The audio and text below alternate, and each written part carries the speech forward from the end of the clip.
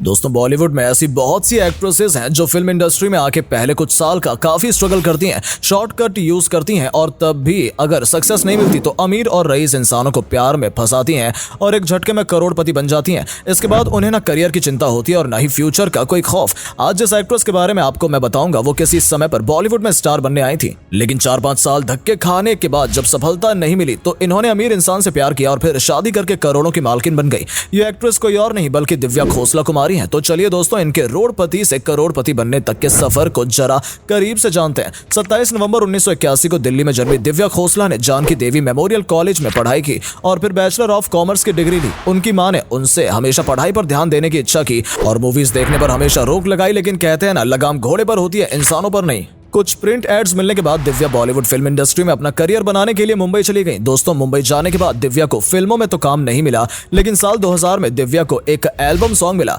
2000 के बाद इन्हें 3 साल तक कोई काम नहीं मिला और फिर 2003 के अंत में इनको बैक टू बैक 2 गाने मिले जो कि थोड़े बहुत चले भी थे। इसके बाद 2004 में दिव्या की मुलाकात भूषण कुमार से हुई और यहीं से दिव्या के करियर की असली शुरुआत हुई। भूषण कुमार वैसे भी अपने रंगीन मिजाज के लिए जाने जाते हैं। इनसे मिलने के बाद दिव्या को उनकी पहचान मल्टी स्टार और फिल्म अब तुम्हारे हवाले वतन साथियों में मिली, जिसके साथ ही इन्हें एक तेलुगु फिल्म में भी काम करने का मौका मिला। इस फिल्म के दौरान उन्होंने भूषण को अपने प्यार के जाल में फंसाकर पागल कर दिया। दोस्तों दिव्या को यह बात बहुत अच्छे से पता थी कि वो कभी भी एक एक्ट्रेस नहीं बन पाएंगी, इसलिए उनसे शादी करके एक सेफ और सिक्योर गेम खेला। अब अगर बात करें इनके लव लाइफ की तो दिव्या की भूषण कुमार से पहली मुलाकात फिल्म अब तुम्हारे हवाले के डायरेक्टर अनिल शर्मा के घर पर हुई थी। पहली बार में भूषण कुमार दिव्या को अपना दिल दे बैठे थे। दिव्या ने एक इंटरव्यू में बताया था कि पहले मुलाकात के बाद भूषण कुमार उन्हें बार बार मैसेज करने लगे। धीरे धीरे ये मैसेज बढ़ने लगे जिससे दिव्या परेशान हो गई और फिर उन्हें नजरअंदाज करने लगी। उन्होंने भूषण कुमार से कट ऑफ कर लिया था। दिव्या भूषण के किसी भी मैसेज का, फोन का, कॉल का जवाब नहीं देती थी।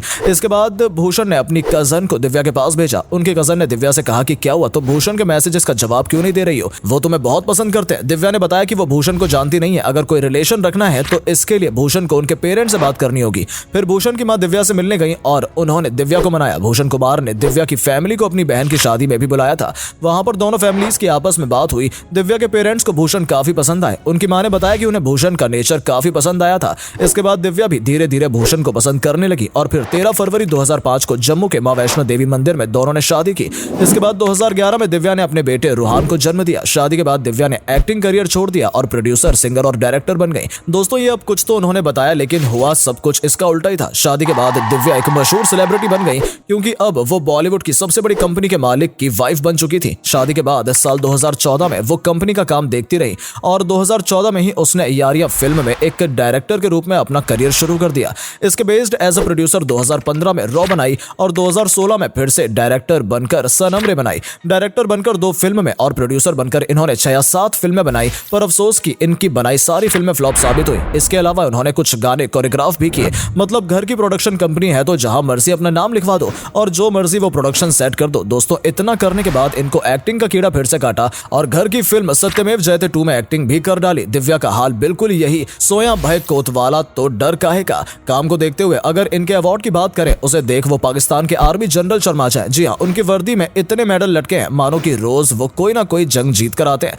और यही हाल दिव्या का है, काम कुछ नहीं और मेडल कई सारे। साल 2018 में एक शॉर्ट फिल्म में एक्टिंग के लिए मैडम को दादा साहेब फाल्के का अवार्ड भी मिल चुका है।